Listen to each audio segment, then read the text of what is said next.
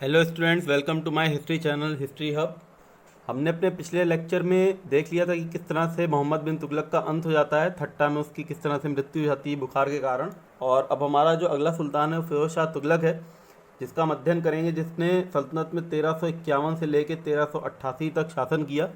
और यहाँ से सल्तनत का जो इतिहास है थोड़ा सा परिवर्तन आएगा, उसमें एक यू टर्न आएगा। जो हम देख रहे थे अभी तक, जो धार्मिक नीतियाँ थीं, जिस तरह से सुल्तान राजनीति और धर्म को किस तरह से अलग रख रहा था, और किस तरह से जो सहिष्णुता है, धार्मिक सहिष्णुता, वो थी मोहम्मद बिन तुगलक के काल में, जो अपने चरमोत्कर्ष पे चली जाती है। तो अब यहाँ से थोड़ा सा उसमें परिवर्तन आएगा और यहाँ से डाउनफॉल होगा, उसका जो रिलीजियस टॉलरेंस है उसका थोड़ा सा डाउनफॉल है। यहाँ से फिरोज शाह तुगलक जो है अपनी धार्मिक नीतियाँ कुछ इस तरह से परिवर्तित करेगा कि वो धार्मिक सहिष्णुता के आधार पे नहीं होंगी।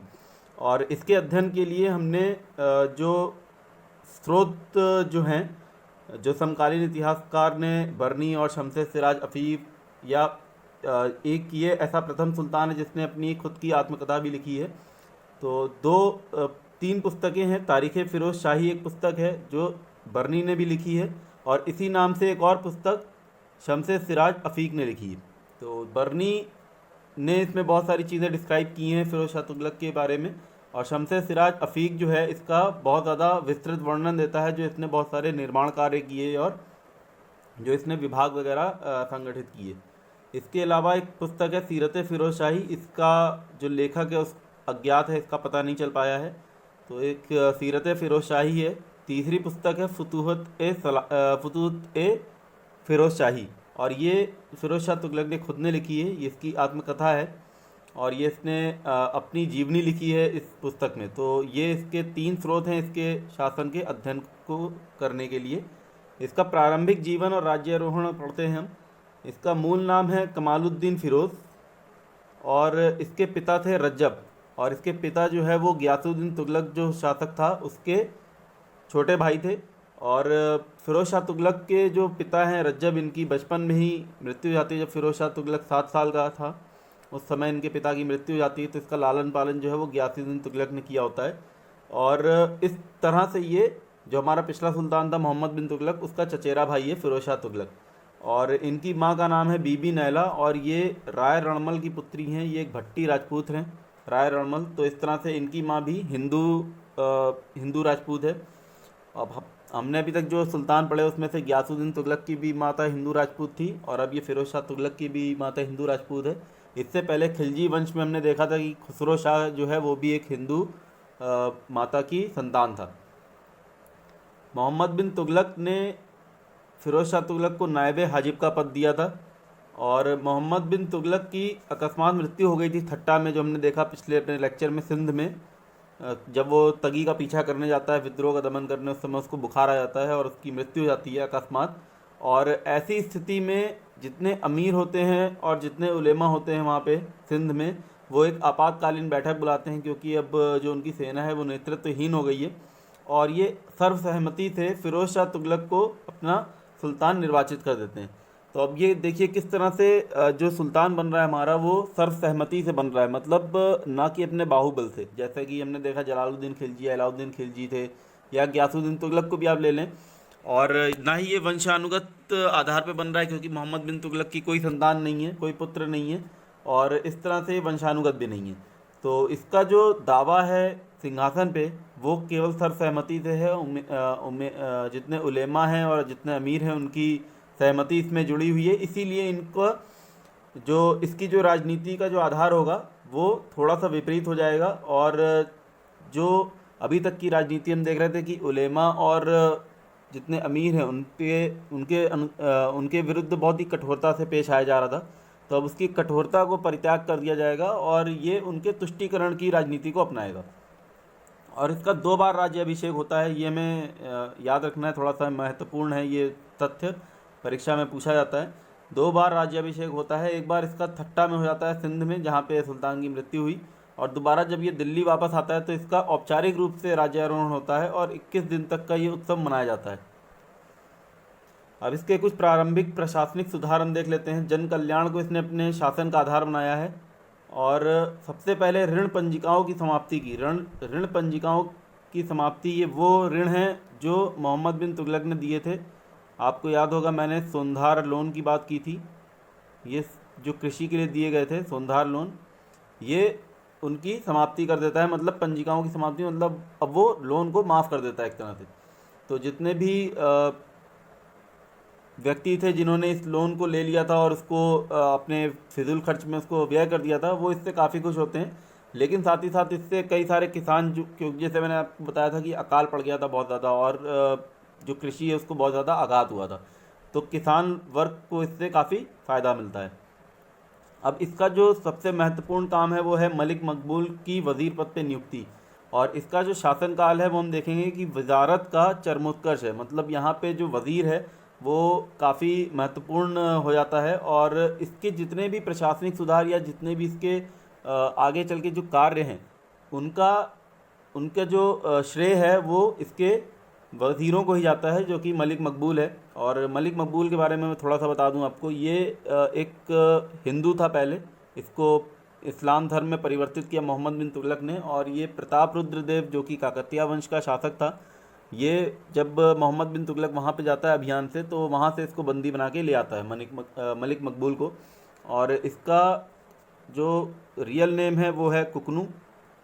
कुकनू का अर्थ होता है फूल। इसका खुद का नाम है कुकनू, और इसको परिवर्तित करके, धर्म में परिवर्तित करके यहाँ पे ले आता है मोहम्मद बिन तुगलक। ये अशिक्षित व्यक्ति है, परंतु ये बहुत ही ज़्यादा बुद्धिमान है, और प्रशासनिक जो सुधार हैं उसका ये आधारभूत ढांचा बनाता है। तीसरा, जन कल्याण का काम करता है फिरोज शाह तुगलक। रक्तपात और यातनाओं का निषेध। जैसा कि हमने देखा था कि अभी तक के जो सुल्तान हैं वो किस तरह से मृत्यु दंड दे रहे हैं, तो ये जो अपनी नीतियाँ बना रहा है, जो अपने दंड देगा, वो इसमें से मृत्यु दंड और अंग भंग करने को हटा देगा, क्योंकि ये शरीयत में इसकी मान्यता नहीं है। तो ये शरीयत के हिसाब से चलने की कोशिश करेगा, क्योंकि जैसे कि मैंने बताया आपको कि ये उलेमा वर्ग को काफ़ी संतुष्ट करने का प्रयास कर रहा है। तो यहाँ से ये रक्तपात की नीति को निषेध कर देता है। लेकिन जो चोरी है और जो बाकी जितने भी तरह के जो क्राइम्स हैं उनके अगेंस्ट ये काफ़ी कठोर रहता है। तो एक क्राइम जितने हो रहे हैं, जितने भी राज्य में ऐसी चीज़ें हो रही हैं, उसके खिलाफ तो ये कठोर है, परंतु ये रक्तपात की नीति को हटा देता है। अब इसका जो राजस्व सुधार है, इसमें राजस्व में कुछ इस तरह सुधार करता है कि उत्पादन के आधार पर कर का निर्धारण करता है, और महसूल के निर्धारण, महसूल यानी होता है जमा, महसूल जमा, जमा का मतलब होता है जो सरकारी आय हो रही है, या आप बोल सकते हैं राजकीय आय, यानी कि जो खालसा भूमि से जो राजस्व आ रहा है, इनकम जो हो रही है, वो है महसूल, या इसको आप जमा भी बोल सकते हैं। तो ये महसूल के निर्धारण के लिए, अब कितनी आय आएगी उसका एक निर्धारण करने के लिए ख्वाजा हिसामुद्दीन एवाज की नियुक्ति करता है। और ऐसा ये प्रथम ऐसा सुल्तान है जो आय का एक ब्यौरा बनवा रहा है कि कितनी इनकम हो रही है, उसका एक पूरा का पूरा ब्यौरा बनवा रहा है। ऐसा प्रथम सुल्तान है। और इसामी हमको इस बात की जानकारी देता है, इसामी जो कि मोहम्मद बिन तुगलक के समय में हमने जिसके बारे में पढ़ा था, वो बोलता है कि फ़िरोज़ के शासन में जनता आर्थिक तौर पर बहुत समृद्ध थी। माफ़ कीजिएगा, इसामी नहीं बोलता, ये बोलता है अफ़ीक, शमसे सिराज अफ़ीक बोलता है कि फ़िरोज़ के शासन में जनता आर्थिक तौर पर बहुत समृद्ध थी, और इसने 24 प्रकार के करों को समाप्त कर दिया, क्योंकि और वही कर लगाए, 4 ऐसे कर लगाए जिनकी शरीयत इजाज़त देता है। तो बाकी जितने भी कर थे, जैसे गुल फरोशी है, फूलों की बिक्री पे कर लगाया हुआ, या माही फरोशी, मछली की बिक्री पे कर, साबुनगिरी, साबुन बनाने पे कर, बहुत सारे कर थे इस तरह के। तो ये 24 करों को ये समाप्त कर देता है, क्योंकि शरीयत इसकी इजाज़त नहीं देता। और ये 4 ऐसे कर लगाता है, जजिया, जक़ात, खुम्स और खराज। इनकी मान्यता शरीयत देता है, इस्लामिक कानून देता है। तो जजिया जो है वो एक धार्मिक कर है, और ये गैर मुसलमानों से लिया जाता था, जिनको जिम्मी कहा जाता था। जिम्मी मतलब प्रोटेक्टेड, मतलब उनको इस्लाम के झंडे के नीचे उनको संरक्षण दिया गया है, इसका उनको कर देना होता था, जजिया। और ज़कात जो है ये है एक 2.5% कर है, जो कि मुसलमानों द्वारा लिया जाता था, मुसलमानों से लिया जाता था, वो उन मुसलमानों से जो समृद्ध हैं। और ये अपने धर्म के उसको बढ़ाने के लिए ये ऐसा कर दिया करते थे, 2.5% था, तो इसको इसने लागू करवाया। खुम्स, जैसा मैंने आपको बताया था पहले जब अलाउद्दीन खिलजी पढ़ा था कि ये जो लूट हो रही है, जो सैनिक कहीं पे अभियान कर रहे हैं और वहाँ पे लूट मार कर रहे हैं, तो उसमें इसका नाम दिया गया खुम्स। जो लूट मार में जो उनको संपत्ति मिली, इसमें 1/5 भाग जो है वो सरकार का है, मतलब राज्य का है, और 4/5 भाग जो है वो सैनिकों का है, जिसको अलाउद्दीन ने परिवर्तित कर दिया था और 4/5 राज्य का कर दिया था और 1/5 सैनिक का कर दिया था। तो ये वापस से इसको शरीयत के अनुसार, क्योंकि जैसे शरीयत में लिखा है तो 1/5 राज्य का होना चाहिए, तो इसको वापस परिवर्तित करा देता है। खराज जो है ये आम तौर पे जो भूमि कर है, खराज, ये वही है भू राजस्व कर। अब इसने ब्राह्मणों पे भी जजिया लगा दिया, और ये ब्राह्मणों पे जजिया लगाने वाला प्रथम सुल्तान था, क्योंकि जजिया हम देखते हैं पहले भी सुल्तानों ने लगाया है, लेकिन उसको इस कठोरता से नहीं लगाया गया। और जजिया जो है अभी तक खराज का ही भाग माना गया था, क्योंकि खराज जो एक भूमि कर है जो हिंदू देते थे, और इसी का भाग जजिया भी माना गया था। लेकिन अभी इसने जजिया को पृथक कर दिया है खराज से, और ब्राह्मणों पे भी ये जजिया लगा दिया गया है। और जजिया जो है वो औरतों और ब्राह्मणों पे पहले नहीं लगाया जाता था, औरतों, ब्राह्मणों या फिर जो अपंग हैं या जो वृद्ध हैं उन पे नहीं लगाया जाता था, लेकिन इसने ब्राह्मणों पे जजिया लगा दिया है। एक और कर इसने शुरू किया, हक ए शर्ब। हक ए शर्ब जो है वो एक सिंचाई कर है। सिंचाई कर वसूलने वाला ऐसा ये प्रथम सुल्तान था, और इसकी कर की दर थी 10%। तो 10% से सिंचाई कर ले रहा है। सिंचाई कर इसलिए ले रहा है क्योंकि अभी आगे चल के हम देखेंगे किस तरह से बहुत सारी नहरें बनवाएगा और नहरों से कृषि की सिंचाई के लिए किस तरह से विस्तार करेगा। और उल्लेखनीय ये है कि ये जो हक ए शर्ब है ये सभी किसानों से नहीं लिया जाता था, ये केवल उन्हीं किसानों से लिया जाता था जो इसकी नहरों से अपने खेतों की सिंचाई करते हैं। राज्य की आमदनी का ब्यौरा तैयार करवाया, ऐसा ये फर्स्ट सुल्तान है। जैसा मैंने आपको बताया था कि ब्यौरा तैयार करवाने वाला ये पहला ऐसा सुल्तान है। और 6 वर्ष राज्य का दौरा किया हिसामुद्दीन एवाज ने, और खालसा भूमि पर ही उसने 6,75,00,000 टन का जमा निर्धारित किया। तो कितनी जिसकी जो आय है काफ़ी ज़्यादा बढ़ गई है, इसीलिए शमशेर सिराज अफीक कहता है कि काफ़ी समृद्धि थी। अब ये जो परिवर्तन कर रहा है वो जागीर और इत्तलाक प्रथा में एक परिवर्तन कर रहा है। इत्तलाक प्रथा इसने खुद ने ईजाद की है, ये इससे पहले तक नहीं थी, और जागीर प्रथा पे ये परिवर्तन करेगा। कुछ सैनिकों की योग्यता की जो जांच अभी तक हम देख रहे थे वो इसने समाप्त करवा दी। जैसे हमने देखा था कि सैनिकों की योग्यता की जांच के आधार पर उनको नियुक्त किया जाता था, तो वो इसने समाप्त करवा दी। और वेतन के बदले सैनिकों को जागीर देने की जो प्रथा थी उसको पुनर्जीवित किया, जो अलाउद्दीन खिलजी ने जिसको बंद कर दिया था कि जब सैनिकों का जो वेतन देता था अलाउद्दीन खिलजी वो नगद देता था, तो नगद वेतन देने की जो प्रथा थी वो शुरू की थी और जागीर देने की प्रथा को बंद कर दिया था। लेकिन इसने फिर से जागीर देने की प्रथा को पुनर्जीवित कर दिया। और इत्तलाक नामा एक प्रथा है, उसके बारे में आपको बता देता हूँ। ये वेतन प्राप्ति का एक आज्ञा पत्र था, जिससे सैनिक अपना वेतन जो है वो राजस्व अधिकारी से ले लिया करते थे। एक तरह से देखा जाए तो आधुनिक समय से अगर हम इसको तुलना करें तो एक तरह का ये बेरर चेक है। बेरर चेक है, जिसके पास ये चेक होगा वो जाके बैंक से अपना पैसा निकाल लेता है। तो ये इस तरह से इसने एक प्रथा शुरू करी कि इत्तलाक नामा एक तरह का आज्ञा पत्र दे दिया जाता था, और वो अपना वेतन जो है सरकारी अधिकारियों से उस इत्तलाक नामा को दिखा के ले लिया करते थे। लेकिन बाद में सैनिकों ने इसका दुरुपयोग करना शुरू कर दिया और इसको दलालों को बेचने लगे कुछ प्रतिशत पे। इस तरह से जो दलाल हैं और वो समृद्ध होने लगे, क्योंकि वो इत्तलाकनामा 20% जो उसकी वैल्यू है, जो उसकी जितनी उसकी वैल्यू से 20% कम धन देके उसको खरीद लिया करते थे। तो इस तरह से इसका जो युग है वो भ्रष्टाचार इसके युग में शुरू हो जाता है, और भ्रष्टाचार का युग है। सुल्तान ने घूसखोरी को खुद ही प्रोत्साहन दिया। एक वाक्य बताता है शमशेर सिराज अफीफ, बोलता है कि सुल्तान ने घुड़सवार को अपने खजाने से एक टंका दिया, जिससे वो रिश्वत देकर दीवाने अर्ज, जो कि सैन्य विभाग था दीवाने अर्ज, इससे अपना घोड़ा पास करवा ले। जैसा कि मैंने आपको बताया था कि किस तरह से दीवाने अर्ज के सम्मुख घोड़े प्रस्तुत किए जाते थे और उनका परीक्षण होता था। ब्रांडिंग थी जब घोड़ों की, जब अलाउद्दीन खिलजी ने जिसको शुरू किया था, तो दीवाने अर्ज घोड़ों को पास किया करते थे दिखा के। तो इसने किस तरह से, ये अफीफ बता रहा है कि किस तरह से भ्रष्टाचार इतना फैल गया था कि सुल्तान ने खुद ही उसको इतना प्रोत्साहन दिया था, और ये एक दृष्टांत बताता है इसके बल पे।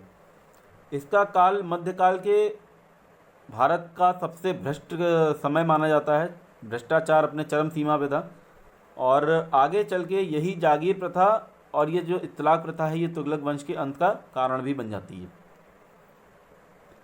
अब लोक निर्माण विभाग इसने एक स्थापित किया है। लोक निर्माण यानी कि आप बोल सकते हैं PWD, पब्लिक वर्क्स डिपार्टमेंट।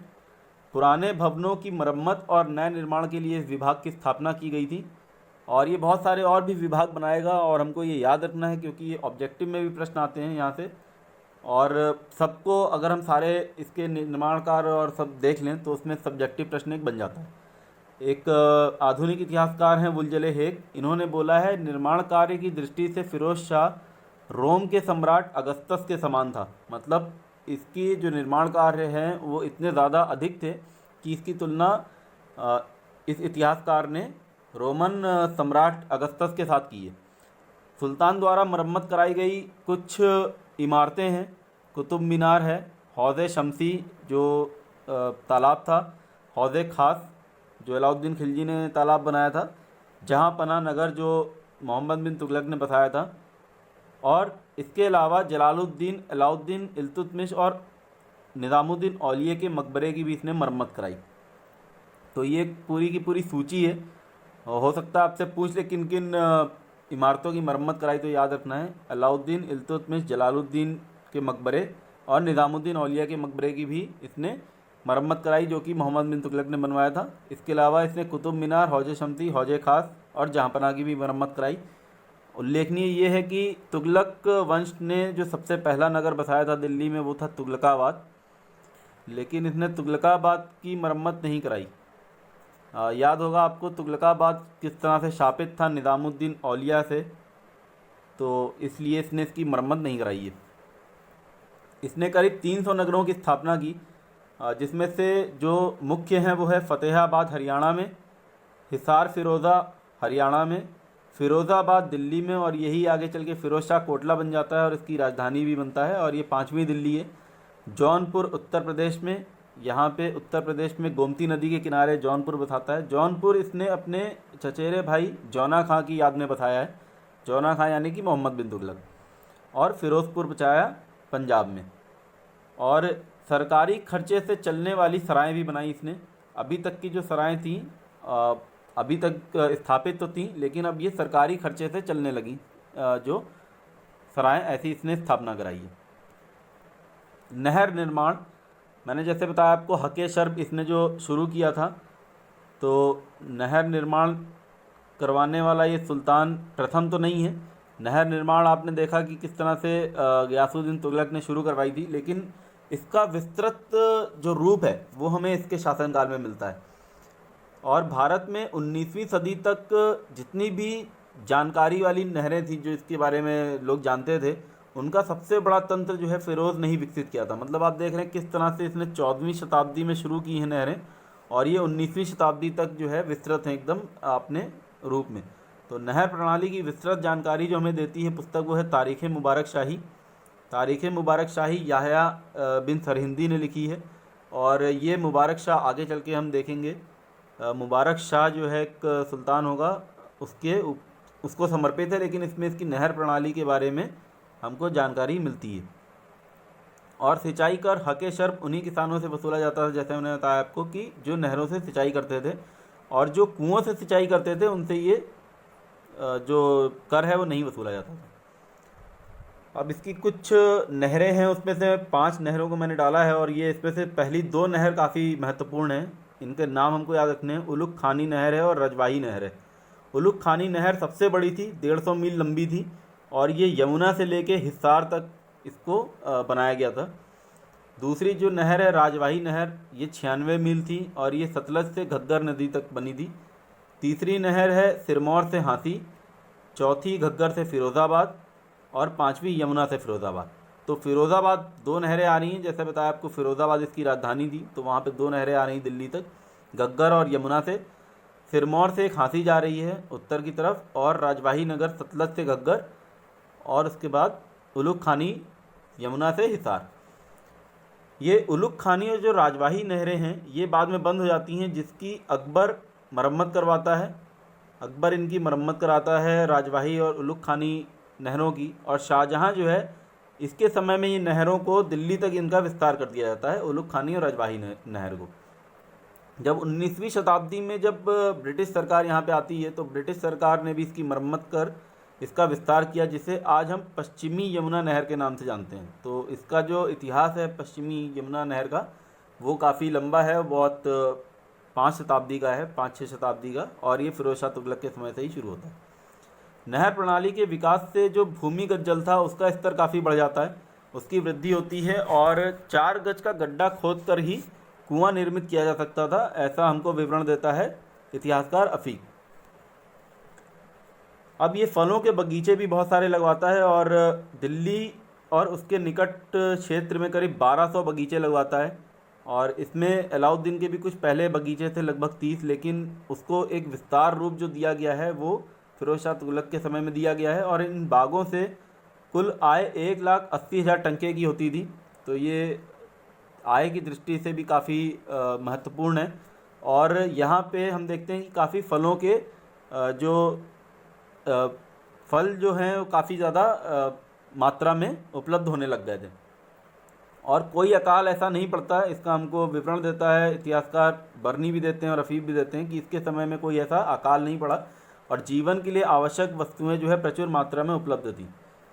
उत्पादन में हुई वृद्धि ने किसानों को अधिक लाभ दिया, और जिस तरह से हमने देखा सोंधा लोन भी इसने माफ़ कर दिया, और बहुत ज़्यादा उत्पादन हो रहा है।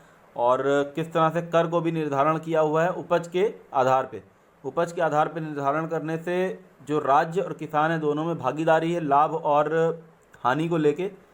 तो जो लाभ हो रहा है वो भी किसान और जो सरकार है वो मिलके बांट रही है, और जो हानि हो रही है वो भी किसान और सरकार जो है मिलके बांट रहे हैं।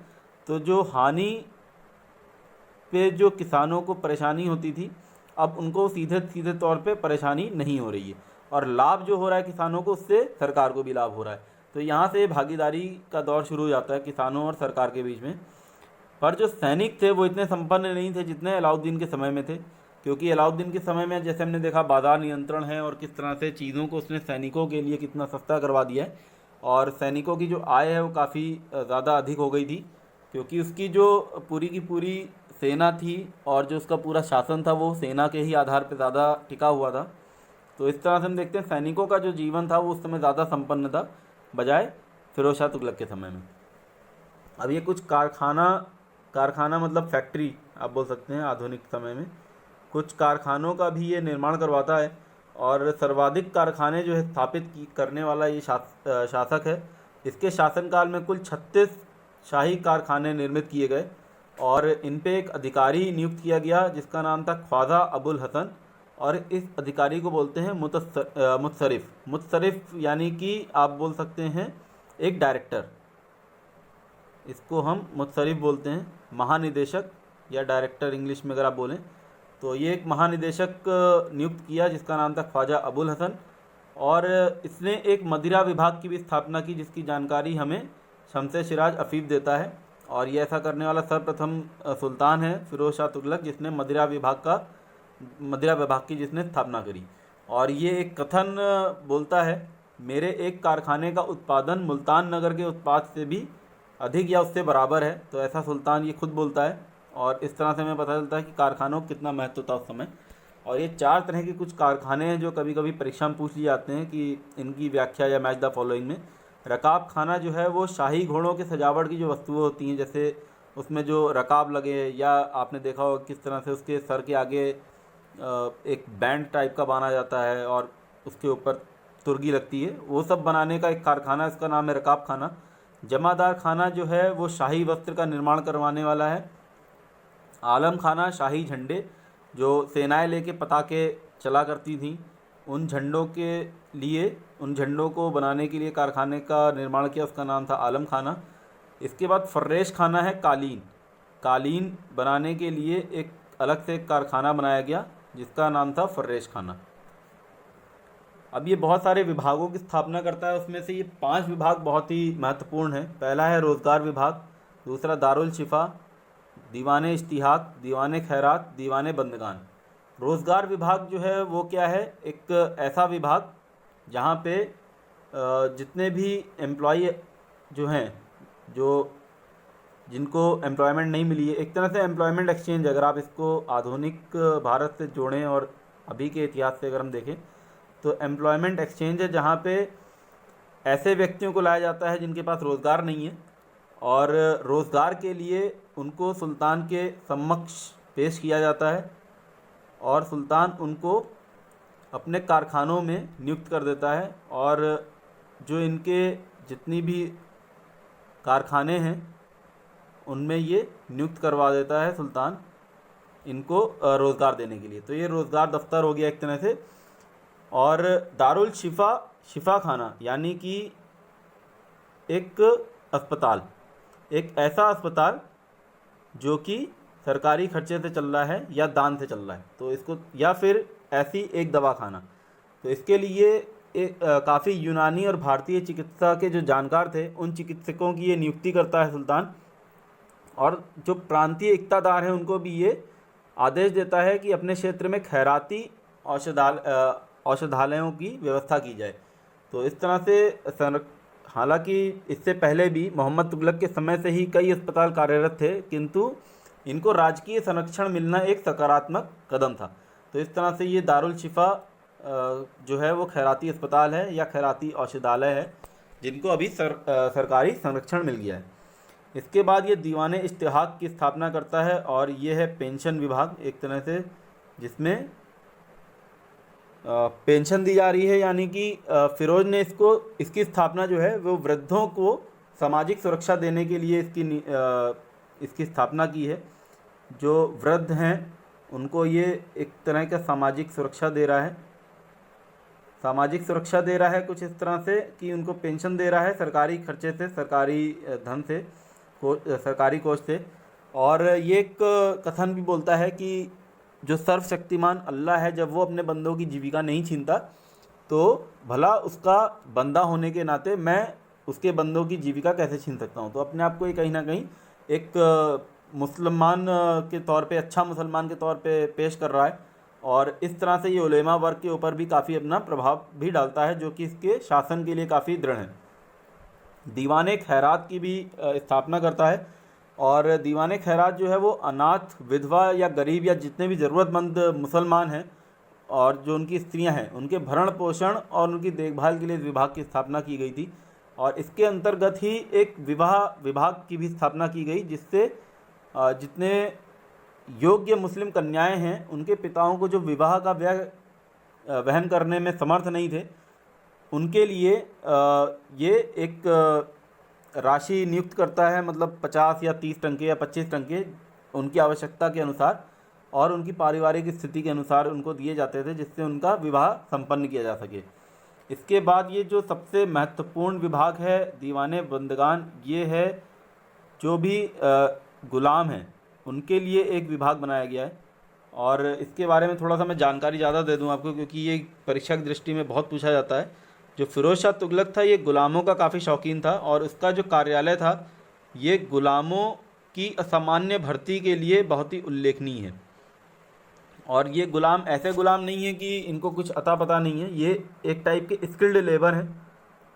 जैसा मैंने आपको बताया कि इसने कारखाने बनाए हैं बहुत सारे, तो वहाँ पे बहुत ज़्यादा लेबर की भी आवश्यकता है। तो ये स्किल्ड लेबर टाइप के जो गुलाम हैं ये इनको भर्ती कर रहा है, असामान्य भर्ती करने वाला ऐसा सुल्तान है। और इसके समय में कुल 1,80,000 करीब गुलाम इसने भर्ती कर रखे थे, 1,80,000 गुलाम। और ये एकत्र हो गए जो सल्तनत के किसी भी सुल्तान के पास इतने संख्या में दास कभी नहीं रहे। तो यहाँ से एक ऑब्जेक्टिव प्रश्न भी बन जाता है, सबसे अधिक दास रखने वाला कौन सा सुल्तान था, या दीवाने बंदगान कौन सा विभाग है। और फिरोज ने इन दासों के लिए जो विजारत है, जो हमारा जो एक विभाग है जो जितना भी आय व्यय का लेखा जोखा करता है विजारत, उसके प्रत्यक्ष नियंत्रण से बाहर, मतलब उस विभाग से बाहर एक और विभाग की स्थापना की जो कि दीवाने बंदगान है। और इस विभाग का जो प्रमुख था उसको बोला जाता था वकील दर। तो ये याद रखना है, वकील दर जो है वो इस विभाग का अधिकारी है। और जो इसके दास हैं 1,80,000 दास, इसमें से कुछ दास जो है वो अपना समय पढ़ने या धार्मिक अध्ययन में बिताने लगे, लेकिन जो 12,000 दास हैं उनको विभिन्न प्रकार के शिल्प कार्यों में प्रशिक्षित किया गया और उनको विभिन्न परगनों में भेज दिया गया। दास सभी जो है मंत्रालयों और विभागों या कारखानों में देखे जा सकते हैं देश के। तो इस तरह से इसके जो दास हैं काफ़ी महत्वपूर्ण बन जाता है। और जो इसका जो पूरा संगठन है दास का, ये दीवाने बंदगान के अंतर्गत कर दिया जाता है। तो इस तरह से हमने आज जो पढ़ा वो फिरोज शाह तुगलक के बारे में बहुत जानकारी ली। अभी हम इसी को आगे कंटिन्यू रखेंगे अगले सत्र में अपने। इसके जो इसने जितने भी ज्ञान विज्ञान से जुड़े जो कार्य हैं, जो इसकी सांस्कृतिक उपलब्धियां हैं और इसकी जो धार्मिक नीति है और इसके अंत और इसका मूल्यांकन करेंगे अंत में। तो अगला सत्र जो है वो काफ़ी विज्ञान की हम चर्चा करेंगे। बहुत सारी चीज़ों का आविष्कार होता है इसके समय में और वो किन पुस्तकों में हमको उल्लेखनीय है इतिहास में, वो भी हम देखेंगे। ताश घड़ियाल वगैरह, जल घड़ी, इन सब की हम चर्चा करेंगे। तो अगर आपने अभी तक ये चैनल सब्सक्राइब ना किया हो तो इसको सब्सक्राइब कर लें, जिससे आपको आने वाले लेक्चर का नोटिफिकेशन मिलता रहे और हम अपनी चर्चा जो है फिरोज शाह तुगलक पे जारी रखेंगे। धन्यवाद।